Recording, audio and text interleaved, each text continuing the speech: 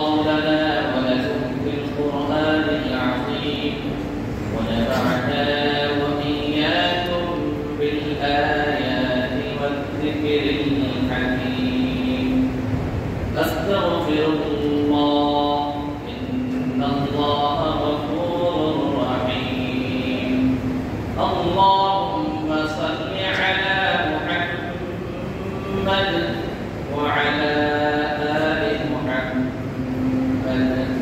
كما صليت على إبراهيم وعلى آل إبراهيم إنك حميد مجيد.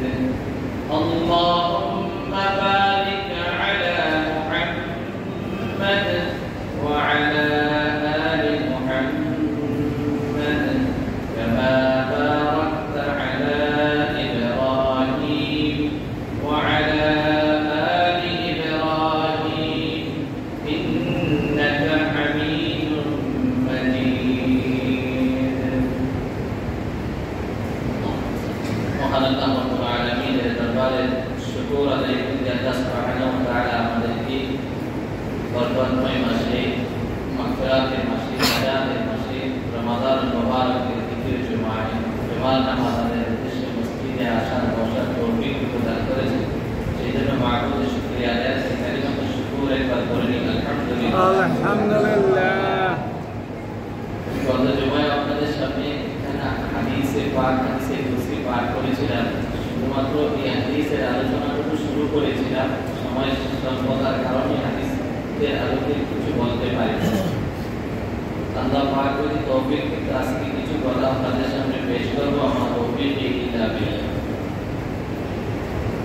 আলোচনা চলতেছিল যে আল্লাহ রাসূল সাল্লাল্লাহু আলাইহি ওয়াসাল্লাম ইরশাদ করেন, আল্লাহ পাক হাদিসে কুরসির মধ্যে ইরশাদ করেছেন যে কুল্লু আমালি ইবনি আদম লাহু, এই প্রত্যেক আদম সন্তানের নেক আমল, প্রত্যেকটা আমল সব তার নিজের জন্য।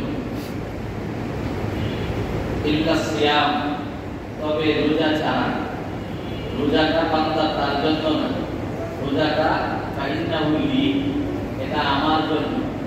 এখানে প্রশ্ন ছিল যে আল্লাহ পাক যে বলতেছে যে বাকি সব আমল হলো বান্দার তার, নামাজ বান্দার, হজ বান্দার, যাকাত বান্দার, সাদাকা বান্দার, তাসবিহ তাহলিল জিকির আজকার তিলাওয়াত কারামত তাহাজ্জুদ ইশরাক ওয়াবিল জাস যত নেক আমল আছে সব বান্দার তার জন্য।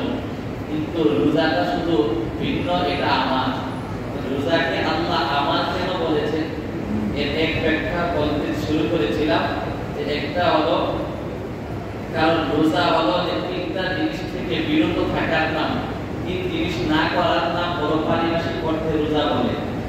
পান করা থেকে বিরত থাকা, আহার করা থেকে বিরত থাকা, আর একটা হলো বৈধ স্ত্রী ব্যবহার করা থেকে বিরত থাকার নাম। রোজাটাকে অন্য আমলগুলি আল্লাহ বলছে বান্দা তার, আর রোজাটা আল্লাহ পাক নিজের জন্য আখ্যায়িত করলেন। কারণ বিরত থাকা হলো যেমন পান না করা, তার কোনো আকারও নাই, আকৃতিও নাই, দেখানোর কোনো সুযোগ নেই। ঠিক তেমনি ভাবে আহার না করা, কোনো কিছু না খাওয়া, তার কোনো আকার আকৃতি নাই, তার দেখানোর কোনো সুযোগ নাই। বৈধ স্ত্রী ব্যবহার করলেও দেখাইবার সুযোগ নাই, আর না করার তো কোনো আকৃতি নাই, সুতরাং তাও দেখাইবার কোনো সুযোগ নাই। সুতরাং এই তিন জিনিস থেকে বিরত থাকার নাম হলো রোজা। আর এই তিনটা জিনিস এমন যার কোনো আকারও নাই, আকৃতিও নাই, আর এই তিনটা জিনিস যার আকার আকৃতি নাই, তার দেখাইবারও কোনো সুযোগ নাই, অন্যের জন্য করবে তার কোনো অবকাশ নেই। সুতরাং এটা একমাত্র আমি আল্লাহর জন্য। এই জন্য আল্লাহ পাক বলেন যে কুল্লু আমালি ইবনি আদম লাহু, প্রত্যেক বনি আদমের যত আমল আছে নেক আমল সব তার, ইল্লা সিয়াম, তবে রোজা ফাইন্নাহু লি, এটা আমার। এটা একটা ব্যাখ্যা। দুই নাম্বার হলো আমার কেন বলেন, কারণ হলো অন্যান্য নেক আমলের বিধান দুই ধরনের। একটা হলো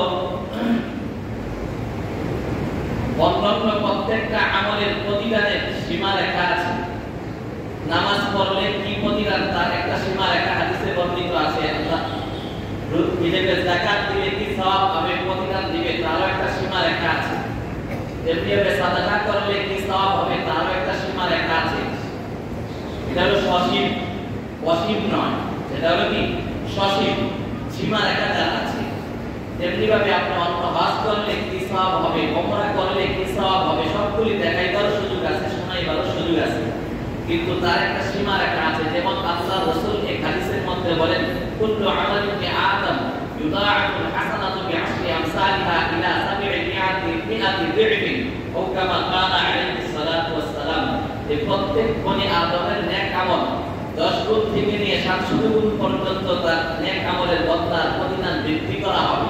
এখন এই বৃদ্ধিটা হয়তো 1 থেকে নিয়ে 7, 7 থেকে নিয়ে 10 বা 10 থেকে নিয়ে 700 পর্যন্ত বৃদ্ধি করতে করতে তার ইখলাস আর নিষ্ঠার কোয়ালিটি হিসেবে, পরিমাণ হিসেবে তার হয়তো 700 পর্যন্ত গিয়ে একটা সীমা রেখা আছে, শেষ হবে, শেষ হয়ে যাবে, আর বৃদ্ধি নাও হতে পারে। আর আল্লাহ পাক নিজ ইচ্ছায়, নিজ করুণায় যদি বৃদ্ধি করে সেটা হলো ভিন্ন কথা, কিন্তু একটা সীমা রেখা টেনে দেওয়া হয়েছে। কিন্তু রোজার ক্ষেত্রে একটা হলো এই অন্যান্য নেক আমলের সীমা রেখা আছে প্রতিদানে। 2 নম্বর কথা হলো অন্যান্য নেক আমলের বদলা আল্লাহ পাক ফেরেশতার মাধ্যমে দিবেন। কিন্তু এই দুইটা বিধান, আমলের এই দুই বিধানের কোনো বিধান এই রোজার সাথে প্রযোজ্য নয়। কারণ হলো রোজার সওয়াবের ব্যাপারে আল্লাহ এবং রাসূলের পক্ষ থেকে কোনো কি নাই, সীমা রেখা। আল্লাহ নিজে হাদিসে কুদসির মধ্যে বলেন যে ফাইন্নাহু লি ওয়া আনা আজজি বিহি, কি দেব সেটা বলে নাই, যে রোজা সব আমল বান্দা তার, আর রোজাটা হলো আমার, আর আমি তার বদলা দেব, অথবা আনা উজজা বিহি, আমি তার বদলা নিজেই হয়ে যাব। যদি এই বর্ণনার মধ্যে এই এরাব আর নাহুর গ্রামার মধ্যে যদি উজজা বিহি করা হয়, তার তর্জমা হবে যে আমি নিজে বদলা হয়ে যাব। তাহলে এখানে পরিমাণ উল্লেখ করে নাই। এই আমলের প্রতিদানের যে দুইটা বিধান উল্লেখ করা হলো প্রথমে, যে একটা হলো যে আমলের বদলা অন্যান্য আমলের বদলাকে সীমা রেখা আছে, সসীম, আর একটা হলো যে আল্লাহ অন্যান্য আমলের বদলা পুরস্কার ফেরেশতার মাধ্যমে দিবেন। কিন্তু রোজার ক্ষেত্রে কোনো বিধানই তার সাথে প্রযোজ্য নয়, অর্থাৎ রোজার আমলের প্রতিদান কি তার কোনো সীমা রেখা আল্লাহ পাক টেনে দেননি। 2 নম্বর কথা হলো রোজার বদলা আল্লাহ ফেরেশতার মাধ্যমে দিবেন না, বরং স্বয়ং আল্লাহ নিজ হাতে প্রদান করবেন, নিজের ঘোষণা হাদিসে কুদসির মধ্যে। তাইলে এই জন্য আল্লাহ বলছেন যে কুল্লু আমাল ইবনি আদম লাহু, বনি আদমের প্রত্যেকটা নেক আমল তার নিজের, কিন্তু রোজাটা হলো ভিন্ন, সেটা হলো আমার। আমার বলছে এক কারণ কি, যেমন আল্লাহ যেমন কোনো আল্লাহর বরকতের যে কোনো সীমা রেখা নাই, সসীম না অসীম, ঠিক তার বদলা তিনি নিজ হাতে যেহেতু দিবেন, তার বদলাটাও কি হবে, অসীম হবে। তথা যেমন তুমি মেসাল আর এক্সাম্পল দিলে সহজে বুঝবেন। সাধারণত দুনিয়ার রাজা বাদশাহরা যদি সাধারণ কোনো জিনিস কোনো এলাকার জন্য কারোর জন্য বরাদ্দ করে, সেটাকে এমপি, মন্ত্রী বা চেয়ারম্যান, মেম্বারের মাধ্যমে, তার সরকারি কর্মকর্তাদের মাধ্যমে, আমলাদের মাধ্যমে তা দিয়ে দেওয়ার ব্যবস্থা করে নেয়। কিন্তু যদি এমন কোনো হয় শাহী কোনো বাদশাহী শাহী কোনো জিনিস প্রদান করবে, সবচেয়ে গুরুত্বপূর্ণ দামি কোনো জিনিস প্রদান করবে, বাদশাহ তখন নিজে সেই এলাকায় উপস্থিত হয়, অথবা ঘোষণা করবে, সেটাও বাদশাহ সেখানে যায়, অথবা বর্তমান প্রযুক্তিতে ডিজিটাল পদ্ধতিতে যেইভাবে মানুষ সেখানে বসেও দেখতে পারবে, বুঝতে পারবে, সেই জিনিসের ব্যবস্থা করে হলো সেখানে ঘোষণা নিজে সরকার, প্রধানমন্ত্রী, বাদশাহ নিজেই করে থাকেন। কেন? সেটা গুরুত্ব আর দামি হওয়ার কারণে। ঠিক তেমনি ভাবে আল্লাহ রোজার প্রতিদান যেহেতু সসীম না অসীম, এই জন্য নিজে একটা হলো ফেরেশতার মাধ্যমে দিবে না, 2 নাম্বার হলো এটা সীমা রেখা নাই, নিজ হাতে আল্লাহ প্রদান করবে। তো 2 নাম্বার। 3 নাম্বার ব্যাখ্যা হলো আল্লাহ যে বলছেন নিজের জন্য। কেন? কারণ হলো হাসরের ময়দানে বান্দা যদি কোনো বান্দার হক নষ্ট করে থাকে, ওই বান্দার হক পরিশোধের জন্য আল্লাহ পাক তার নেক আমলের যত ধরনের নেক আমল আছে, সব ধরনের নেক আমল দিয়ে হলেও ওই বান্দার হকটাকে পূরণ করার জন্য আল্লাহর পক্ষ থেকে ফয়সালা দেওয়া হবে, ব্যবস্থা করা হবে। যে আমি যদি আব্দুর রহমানের হক নষ্ট করে থাকি, তাহলে আমার আমলনামায় নামাজের সওয়াব আছে, আমার আমলনামায় হজের সওয়াব আছে, আমার আমলনামায় যাকাতের সওয়াব আছে, আমার আমলনামায় সালাতের সওয়াব আছে, আমার আমলনামায় সাদাকার সওয়াব আছে, জিকিরের সওয়াব আছে, অন্যান্য ইকরামুল মুসলিমিনের সওয়াব আছে। এই সবগুলি সওয়াব থেকে ওই ওই বান্দা আব্দুর রহমানকে দিয়ে আল্লাহ চাইবেন আমার তার হক আদায় করে আমাকে তার থেকে মুক্ত করে আল্লাহ মাফ করতে পারেন, তখন আমার সব আমল দিয়ে দেওয়া দিবেন। কিন্তু যদি একটা আমল আছে যে আমলের সব আর বান্দা আল্লাহ বান্দার পাপের ক্ষেত্রেও পরিশোধ করবে না, সেটা হলো রোজা। সেটা হলো কি? সুবহানাল্লাহ বলেন না? সেটা হলো রোজা। এই রোজা কেন দিবে না তার একটা কারণ মুহাদ্দিসিন کرام লিখেছেন। প্রথম আমি ব্যক্তিগতভাবে মেলায় আসার পরে চিন্তা করলাম যে এটা কোন মুহাদ্দিসিনদের কওলের কথার সাথে মিলে কিনা। তো হাদিসের শুরুহাত ব্যাখ্যা গ্রন্থ তালাশ করতে করতে গিয়ে মিশকাত শরীফের ব্যাখ্যা গ্রন্থ মিরকাত কিতাবের মধ্যে সেটা মোল্লা আলী কারি রাহমাতুল্লাহ আলাইহি আমার মেলায় আসা ওই ইয়াটা দেখলাম যে তার ওই ব্যাখ্যার সাথে অনেকটাই মিল আছে। তিনিও সুন্দর করে সেই ব্যাখ্যাটা লিখেছেন যে একটা হলো যে বান্দার পাপের ক্ষেত্রে আমার থেকে আমি নষ্ট করে থাকলে সব নেক আমল অন্যান্য আমলের সব প্রতিদান দিয়ে তার থেকে মুক্ত করার আল্লাহ ব্যবস্থা করবেন, কিন্তু রোজার নেক আমল আর প্রতিদান আল্লাহ বান্দার পাপের ক্ষেত্রে দিবেন না। বিদায় আল্লাহ বলেন যে আস-সাওমু লি, রোজা হলো আমার। আর এই জিনিসটা স্বয়ং সরাসরি বাদশাহ নিজে এই জিনিস জনগণের জন্য বরাদ্দ করা হয়। ঠিক আছে? বাদশাহ নিজের জিনিস, শাহী জিনিস, যেটা রাজমহল, এটা কিন্তু প্রজাদের জন্য দেওয়া হয় না। রাজমহলের ব্যবহারের জিনিস, রাজমহলের শাহী কোনো জিনিস প্রজাদেরকে দেওয়া হয় না, এটা রাজমহলের জন্য নির্ধারিত থাকে। এই জন্য আল্লাহ রাসূল আল্লাহ পাক হাদিসে কুদসির মধ্যে বলেন কুল্লু আমাল ইবনে আদম আল্লাহু, বনি আদমের প্রত্যেকটা আমল নেক আমল তার, ইল্লা সিয়াম, কিন্তু রোজাটা ভিন্ন, ফাইন্নাহু লি, এটা হলো আমার। তো বান্দার পাপের ক্ষেত্রে অন্য সব নেক আমল দিবে, কিন্তু আল্লাহ রোজার বদলা দিবে না যদি পূরণ নাও হয়। কেন দিবে না? কারণ এটা হলো আল্লাহ শাহী আহকামুল হাকিম, সমস্ত বাদশাহী তার নিজস্ব সম্পদ। এটা রোজা তার সম্পদ, আহকামুল হাকিমের নিজস্ব সম্পদ আল্লাহ নিজে ঘোষণা করে দিয়েছেন। তার একটা সুন্দর চমৎকার ঘটনাও মুহাদ্দিসিন کرام কিতাবের মধ্যে উল্লেখ করে দিয়ে মিসাল হিসেবে এক্সাম্পল স্বরূপ বুঝিয়েছেন যে, তো আমি আসলে বেশ কয়েকদিন যাবত পায়ের ব্যথায় অনেক আক্রান্ত, শুয়ে শুয়ে নামাজ, শুয়ে শুয়ে খাবার খাচ্ছি, কিন্তু আজকে আপনাদের দোয়ার বরকতে হয়তো কিছুটা দাঁড়াতে পারতেছি। বসাটা কষ্ট হয়, কিন্তু দাঁড়াইলে একটু আরাম, শোয়া থাকলে আরাম হয়। 7 দিনের বেড রেস্ট থেকে আজকে উঠে আসছি, 3 দিন পার হলো মাত্র। এরপর আল্লাহ পাকের কাছে দোয়া করছি না, কালকে কাঁদছিও, চোখ দিয়েও পানি ফেলছি, দেখো আল্লাহ রমজান মাসটাই গেছে, কিন্তু সেজদাও করতে পারতেছি না, রুকুও করতে পারতেছি না, সঠিকভাবে তেলাওয়াত করতে পারতেছি না। আল্লাহ অন্যান্য অনেক নেক আমল আছে যেগুলি অন্য রমজানে করার সুযোগ তুমি দিয়েছিলা, কিন্তু এই রমজানে করতে পারতেছি না আল্লাহ। কিন্তু তখন আবার চোখ দিয়ে পানিও আসছে, কিন্তু আল্লাহ রাসূলের এক হাদিস বুখারী শরীফে বর্ণিত হাদিসটা স্মরণ হওয়ার পরে আমার মনটা একটু শান্ত হয়ে গেল, একটু খুশি হলো। আল্লাহ রাসূলের হাদিস বুখারী শরীফের মধ্যে বর্ণিত আছে, আল্লাহ রাসূল বলেন ইদা মারিদাল আবদ, বান্দা যদি অসুস্থ হয়ে যায়, সে যদি যেমন অসুস্থর কথা এবং মুসাফিরের কথা উল্লেখ করে লম্বা হাদিসে আল্লাহ রাসূল বলেন কোন বান্দা সফরে গেলে তার নামাজ 4 রাকাতে 2 রাকাত পড়ে দিয়েছে, আল্লাহ ফেরেশতাকে বলে ও ফেরেশতারা, তারে মুসাফির আমি আল্লাহ বানাইছি, সুতরাং 4 রাকাত পড়লে যে সওয়াব লিখতা তার আমলনামায় 4 রাকাতে সওয়াব লিখে দাও। ও বান্দা, ও ফেরেশতা, এই বান্দাকে অসুস্থতা আমি দিয়েছি, সুতরাং এই অসুস্থতা যেহেতু আমার দেওয়া একটা নিয়ামত, সে যেহেতু রুকু করতে পারে না, রুকু করলে যেই পরিমাণ সওয়াব পাইতো সেই পরিমাণ লিখে দাও, সে সিজদা করলে যেই পরিমাণ সওয়াব পাইতো সেই পরিমাণ লিখে দাও। কারণ এক বুজুর্গের ঘটনা উল্লেখ করেছেন, মনে হয়ে গেল, তিনি এক রোগীকে দেখতে গেছেন, গিয়ে দেখে চেয়ারের মধ্যে এরকম পিছন দিক দিয়ে তার হাত পা সব সোজা করে বাঁধা, সেভাবে লুইতেও পারে না, কাচ্চিতেও হইতে পারে না। দেখার পরে রোগীটা ওই বুজুর্গকে দেখে কাঁদতেছে। তখন বুজুর্গ বলল, ও ভাই তুমি কাঁদতেছো কেন? তুমি খানা খাইতে পারো না এই জন্য, তুমি নুইতে পারো না এই জন্য, পিঠটা লাগায় শুইতে পারো না এই জন্য। তখন ওই রোগী বলতেছিল যে হুজুর, আমি এই জন্য আজকে 1 দিন 3 দিন 2 দিন 3 দিন নয় 30টি বছর যাবত এই চেয়ারে আমার হাত পা এবং আমার অঙ্গ প্রত্যঙ্গ সবগুলি বাঁধা আছে, এই সোজা হয়ে বসে থাকা ছাড়া আমার আর কোনো উপায় নাই। তবে আমি শুইয়া পিঠটা লাগায় শুইতে পারি না এই জন্য কাঁদতেছি না, আমি খানা এইভাবে নিয়ে খাইতে পারি না এই জন্য কাঁদতেছি না, আমি কাঁদতেছিলাম যে এই 30টি বছর যাবত আমি যে মাওলানা পাকের পুত্রকে পায়ে কবরটা ঠেকিয়ে সিজদা করতে পারি না, আমি যে আমার পৃষ্ঠটা, আমার কোমরটা, মাথাটা ঝুঁকায় রুকু করতে পারি না, এই জন্য আমি কাঁদতেছিলাম। কারণ আমি নুইলেই আমার, যেহেতু আমার খাবারের খাদ্য যে পেট দিকে পাঁচশোটা আছে, এটা কেটে গেছে, এটা একটু আমি যদি ধুইতে যাই আমার রক্ত ক্ষরণ হয়, খাবার দাবার যা এভাবে সোজা করে দেওয়া হয় সব নাকে মুখে বের হতে থাকে, এতেও কোনো আমার আপত্তি নাই। কিন্তু আমার কষ্ট আর আমার আক্ষেপ আর দুঃখ হলো আমি যে 30টি বছর পর্যন্ত আমি সিজদা করে নামাজ পড়তে পারি না, আমি রুকু করে নামাজ আদায় করতে পারি না, আমি বসে বসে খানা খাই, আপত্তি নাই, বসে বসে 30 বছর যাবত ঘুমাই, তাতেও আমার আপত্তি নাই। আমার একটাই কষ্ট, আমি যে রুকু সিজদা করে নামাজ আদায় করতে পারি না।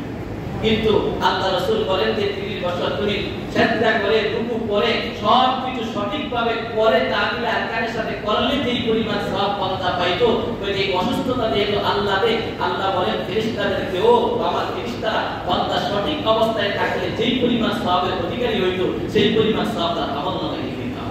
বাকি যদিও অসুস্থতা নিয়ামত, কিন্তু আমরা যেহেতু দুর্বল, আমাদের সহ্য করার ক্ষমতা নাই, ধারণ ক্ষমতা কম, এই জন্য আমরা আল্লাহর কাছে এটাই প্রার্থনা করি, আল্লাহ সুস্থতাও নিয়ামত, অসুস্থতাও নিয়ামত, তবে সুস্থতার নিয়ামতই আমাদেরকে দান করো, যেহেতু অসুস্থতার নিয়ামত সহ্য করার মতো ক্ষমতা আমাদের নাই।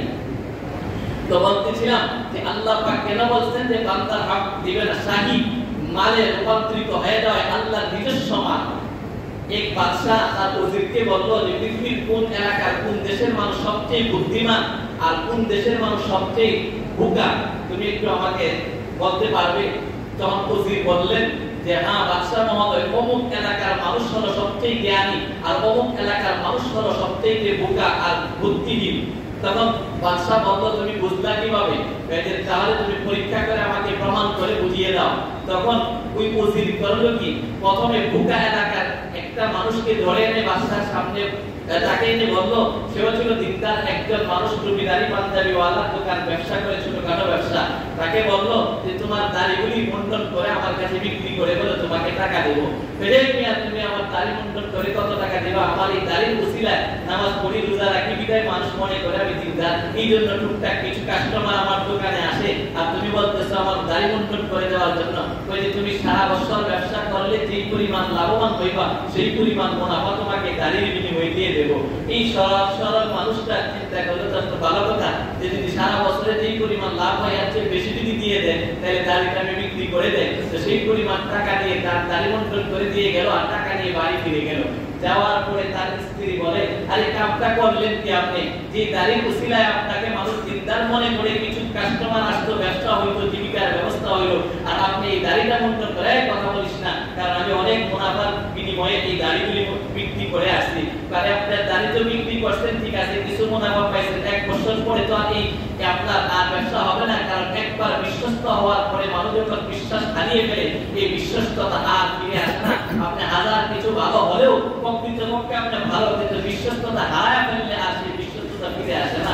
আবার ওই টাকা নিয়ে দৌড়ায় গেছে ওই ওজিরের কাছে, গিয়ে বলে যে আমার টাকা, তোমার টাকা তুমি রাখো আর আমার দাড়ি আমাকে ফিরিয়ে দাও। তো টাকাও রাখলো, দাড়ি দিয়ে গেল। এখন বলুন তো দেখি, এই দাড়ি কি সে দিয়ে কোনো কাজে লাগাইতে পারবে না? তার দাড়ি কি কোথার মধ্যে লাগবে না, কোনো কাজে আসবে? মন্ডল তো করে ফেলছে, তো ফেলছে, তার তো লাগাইবার তার কোনো সুযোগ নাই, তাই বোকা হিসেবে প্রমাণিত হলো। তখন বাদশা বলল, ঠিক আছে বুঝলাম এই এলাকার মানুষ বোকা, তো যে এলাকার মানুষ চালাক আর বুদ্ধিমান বলে তুমি বললে, তার ওই এলাকার একজনকে আনো। তখন ওই এলাকার একজনকে এনে তাকেও এমন একজন দিনদার দাড়ি টুপি পাঞ্জাবিওয়ালাকে এনে বলল তোমার দাড়িগুলি বিক্রি করে দাও। তখন সে বলল, রাগে রাগান্বিত হয়ে বলল যে কি বলো তুমি, দাড়ি বিক্রি করবো, কত টাকা দিবে? 500 টাকা। নিয়ে 500 টাকা কি দাড়ির মূল্য হতে পারে? হতে হতে 5,000 টাকা পর্যন্ত, 10,000 টাকা পর্যন্ত দাম করলো। ঠিক আছে বিক্রি করলাম। তো যখন ক্রয় বিক্রয়ের চুক্তি সম্পন্ন হয়ে যায়, টাকাও প্রদান হয়ে যায়, এখন বাকিটাকে পণ্য সুপর্দ করা। ক্রয় বিক্রয়ের শরীয়তের বিধান অনুযায়ী আপনার সাথে আপনার চুক্তিটাকে বলে আকদে বাই, যেমন বিবাহের চুক্তিটাকে বলে আকদে নিকাহ, আর ক্রয় বিক্রয়ের চুক্তিকে বলে আকদে বাই।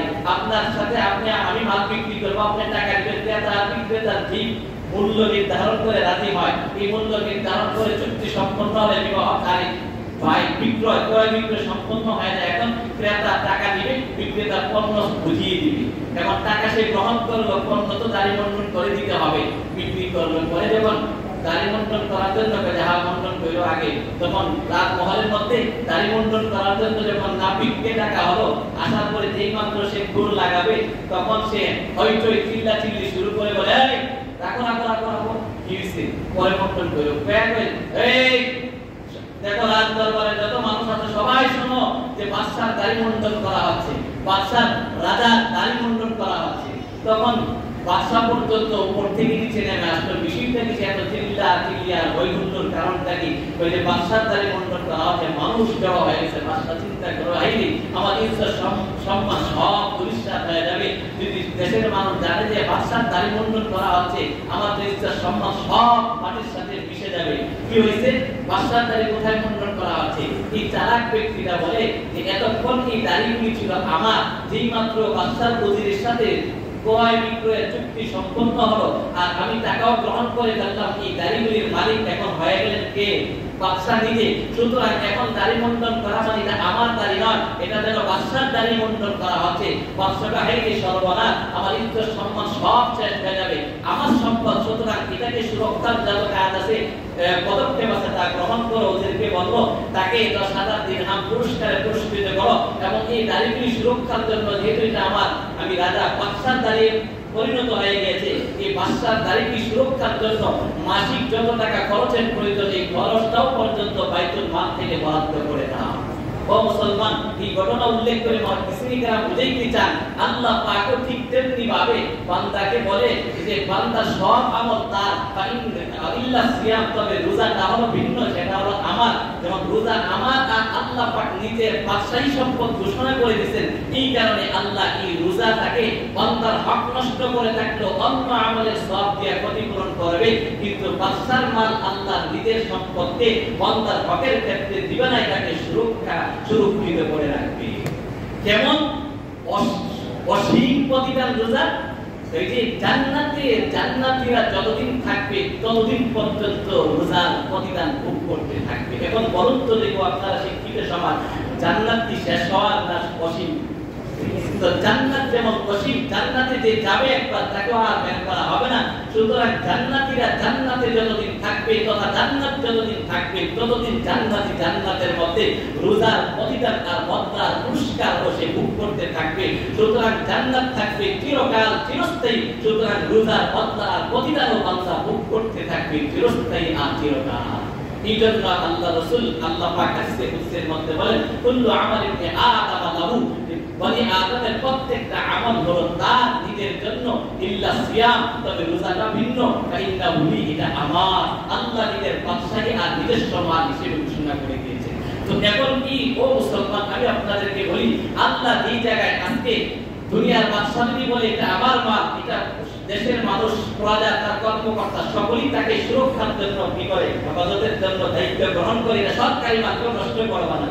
কি বলেন? যদি সরকারের বিরোধীও হয় তারপরও বলে এটা রাষ্ট্রীয় মাল, সরকারি মাল, সুতরাং এটা কিন্তু নষ্ট করি। এটা প্রত্যেকটা নাগরিক বলে এবং দায়িত্ব বলে, বলে কি বলে না? তাই আজকে আল্লাহ বুঝেন কথাটা, আল্লাহ পাক নিজে বলতেছেন সমস্ত বাদশা যে এই রোজা হলো আমি আল্লাহ, আর আল্লাহ নিজস্ব মাল হিসেবে ঘোষণা করার পরেও আমার আপনার কত আফসোসের দরকার, কত নিমক খারাপ আমি বা আপনি, যে আল্লাহ নিজের সম্পদ ঘোষণার পরেও আমি আপনি এই রোজাটাকে সুরক্ষার জন্য কোনো পদক্ষেপ গ্রহণ করি না।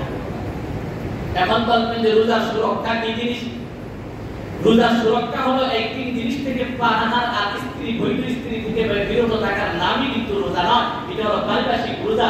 বরং রোজার সুরক্ষা হলো রব্বা হাদিসের মধ্যে আছে, আমি হাদিসগুলি বলার সময় আমার হাতে না 2-4 মিনিট সময় আছে।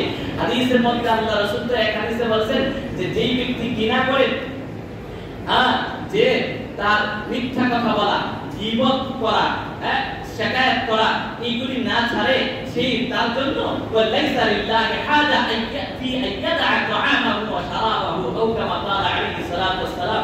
আল্লাহ রাসূল বলেন, যে ব্যক্তি মিথ্যা ছাড়লো না, রোজা রেখা, গীবত ছাড়তে পারলো না, গুনাহ ছাড়তে পারলো না, জবান কন্ট্রোল করতে পারলো না, কান কন্ট্রোল করতে পারলো না, তার এই আল্লাহর কাছে তার এই পানাহার থেকে বিরত থাকা আল্লাহ কোনো প্রয়োজন নাই। রাসূল বলেন, তাই রোজার সুরক্ষা হলো রাষ্ট্রীয় বাদশা যদি নিজের মাল হিসেবে ঘোষণা করে, নাগরিক এবং কর্মকর্তারা সুরক্ষার জন্য যত ধরনের পদক্ষেপ আছে গ্রহণ করি, কিন্তু আমি আপনি আজকে রোজার হক হিসাবে সুলাবুট কিনলাম, ব্যবস্থাপনা গ্রহণ করলাম, মুড়ি কিনলাম, ব্যবস্থাপনা গ্রহণ করলাম, খেজুর কিনলাম, ব্যবস্থাপনা গ্রহণ করলাম, বেগুনে আলুর চপ, যত কিছু আছে সব কিছুর ব্যবস্থাপনা গ্রহণ করলাম, কিন্তু রোজার সুরক্ষার জন্য আজকে রমজান মাসে টেলিভিশন দেখা বন্ধ করার পদক্ষেপ গ্রহণ করলাম কিনা, মোবাইলের মাধ্যমে অশ্লীলতা দেখার পদক্ষেপ গ্রহণ করলাম কিনা, কোনো জায়গায় জিনা ব্যভিচারী হয় সেই জিনিস জিনিসটা বন্ধ করার পদক্ষেপ গ্রহণ করলাম কিনা, যেখানে হোটেল রেস্তোরাঁ খোলা রেখে পাপ করতেছে নিজের এবং অন্যান্য মানুষকে রোজা ভঙ্গের রাস্তা খুলে দিচ্ছে, তাদেরকে বন্ধ করার জন্য কোনো পদক্ষেপ গ্রহণ করলাম কিনা,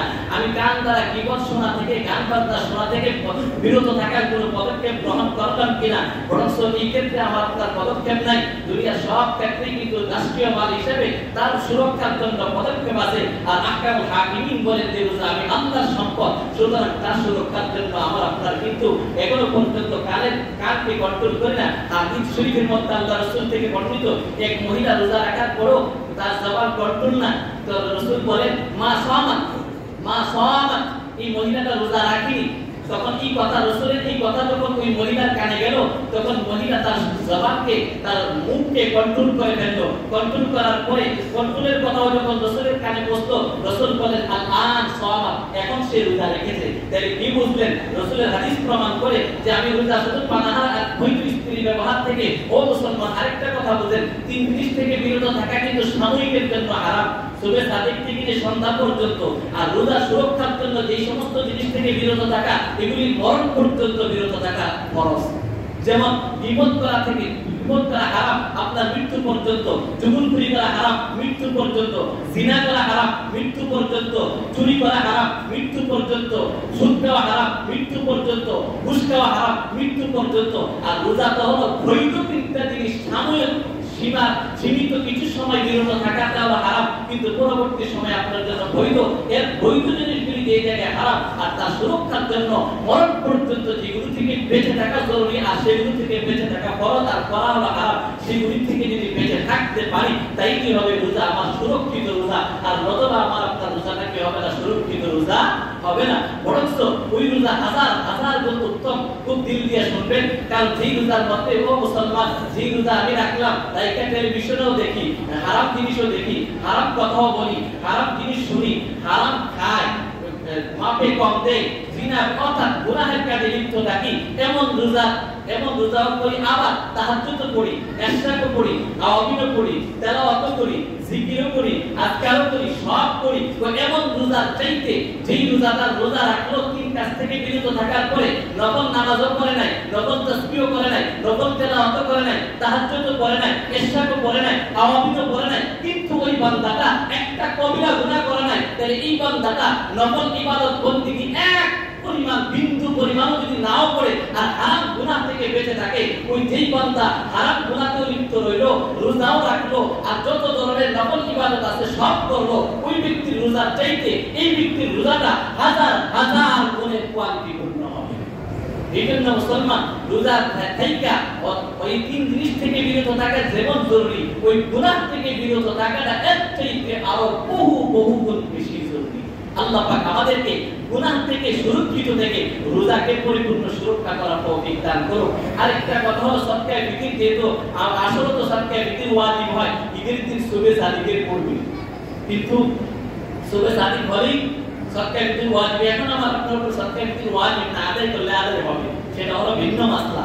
কিন্তু আমরা যেহেতু মুসলমান বাংলাদেশ এশিয়া মহাদেশে আগে দিয়ে ফেলে এই হিসেবে সদকায়ে ফিতর যে যাকাত দেওয়া তার উপরে ওয়াজিব। হ্যাঁ, তবে একটু ভিন্নতা আছে, যাকাতের নিসাব আর সদকায়ে ফিতরের নিসাবের মধ্যে কিছুটা ভিন্নতা আছে, তো সেদিকে লক্ষ্য করার সুযোগ দেয়। তো যে যাকাত খাইতে পারে সেই সদকায়ে ফিতর খাইতে পারে, যে যাকাত দেয় আর সদকায়ে ফিতরের ক্ষেত্রে আপনার মাল 1 বছর পূর্ণ হওয়া আপনার কাছে জরুরি না।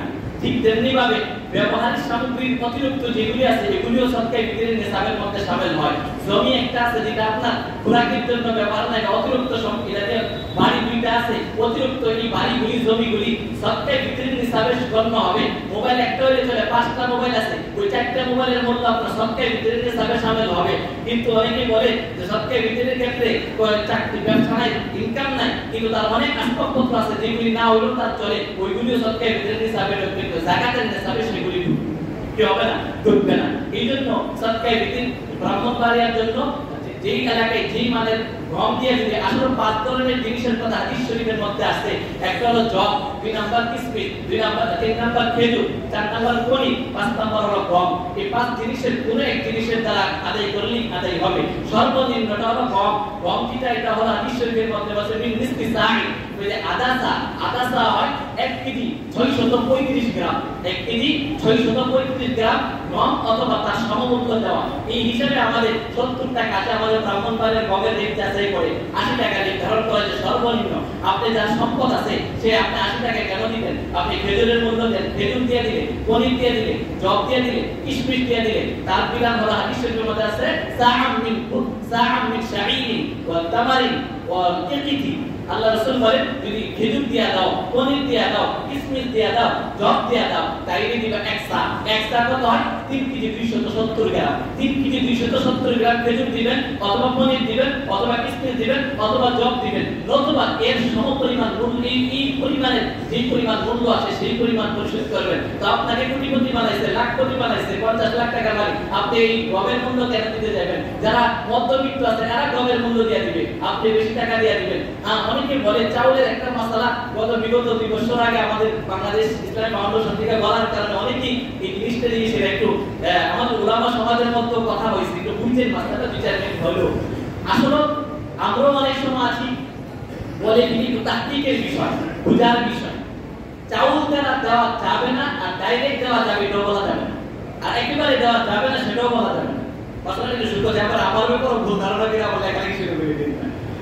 বিষয়টা হলো চাউল দেওয়া যদি দিতে পারবেন কি গমের যে পরিমাণ এই পরিমাণ চাউল না, মানে গম হলো গমের পরিমাণ যদি আপনার সবকে ভিতরে আদায় করেন আদাসা অর্থাৎ 1 কেজি 235 গ্রামের, তো 1 কেজি 235 গ্রামের গমের যত মূল্য আসে এত মূল্য দিয়ে যতটুকু পরিমাণ চাউল কিনা যায় এতটুকু চাউল দিতে হবে। তাইলে যদি চাউল দিতে তাইলে মূলত আপনি নির্ধারণ করছেন কি দিয়া? গম দিয়ে, যেহেতু শরীয়ত নির্ধারণ 5টা জিনিস করে দিয়েছে। এখন যদি আপনি খেজুর দিয়ে আদায় করার ইচ্ছা, তাহলে 3 কেজি 270 গ্রাম খেজুরের মূল্য যত টাকা আসে, ধরেন কথাটা দৃষ্টান্ত ধরলাম যে 1,500 টাকা, তো 1,500 টাকা দিয়ে আপনি চাউল যত দিতে আসে তত যদি চাউল যদি দিয়ে দেন, চাউল দিয়ে দিল কি হয়ে গেল? আদায় হয়ে গেল। তো গভর্নমেন্ট তো এটা মাসআলাটা বলতে গিয়ে বিস্তারিত ব্যাখ্যা স্বরূপ না বলার কারণে ওলামায়ে কেরাম তারাও ডাইরেক্টলি বলে দিয়েছে, আর ডাইরেক্টলি বলাটাও ঠিক না, আর একেবারে চাউল দিয়ে দেওয়া যাবে না সেটাও কিন্তু ঠিক না। মাসআলা আছে, ফতোয়ার কিতাবে আছে পরিষ্কার, বহু জায়গায় কিতাব, বহু ফতোয়ার কিতাবে লেখা আছে। তো তরিকাটা পদ্ধতিটা হলো এই, তো পদ্ধতিগত ভিন্নতার কারণে একটু মতানৈক্য হয় না, তো বুঝবার বিষয় শুধু খালি বাবা। এই জন্য সবকে ঈদের আপনারা যারা দেন এখন আদায় করতে পারেন, ঈদের আগে আগে আদায় করবেন। কোন কারণে ঈদের আরেকটা মাসআলা, জটিল মাসআলা, আপনার কেউ যদি যে আদায়কারী সেই পক্ষ থেকে যদি আদায় করে, যে আদায় করবে আদায়কারী যেই এলাকায় বসবাস করে ওই এলাকার হিসেবেই সবকে ঈদের আদায় করতে হবে। সহজ কথা, আমার আব্বা যদি সৌদিতে থাকে, আমি থাকি বাংলাদেশে, আমার আব্বা আমার সরকারি ঈদের আদায় যদি সৌদি আরবে করতে চায়, তাহলে সৌদি আরবে যদি সরকারি ঈদের সর্বনিম্ন 800 টাকা হয়, তাহলে আমার সরকারি ঈদটা আমার আব্বা সৌদিতে আদায় করলে 800 টাকাই কি করতে হবে? আদায় করতে হবে।